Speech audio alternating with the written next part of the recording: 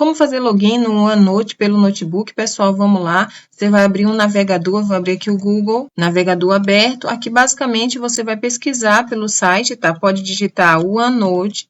A gente não vai baixar o aplicativo, tá? A gente vai acessar online. Você pode seguir o mesmo passo a passo aí se você tiver o aplicativo instalado para você fazer o login. Você abre e aí você acessa como eu estou acessando. Eu vou clicar aqui para acessar o site, esse aqui, o oficial da Microsoft. Você vai ser redirecionado. Sempre essa página que você pode clicar em entrar. E aqui você vai digitar o seu e-mail da Microsoft. Vou digitar o meu, pode ser Outlook, pode ser Hotmail. Clique em avançar. Eles vão dar um código para você verificar. Eles pedem para você digitar aqui os 2 números do seu telefone. Eu vou digitar o número que está na sua conta da Microsoft, tá, pessoal? Você vem para essa página para provar que você é humano. Resolva um quebra-cabeça. Clica aqui em solucione o enigma. E aqui eles vão pedir para você casar com a sombra do ícone mostrado à esquerda, tá? Então você tem que combinar. Colocar aí na posição correta, tá? Você coloca na posição correta, clique em enviar, novamente, enviar e clique em enviar. Finalizando aqui, provei que sou humano, vai carregar.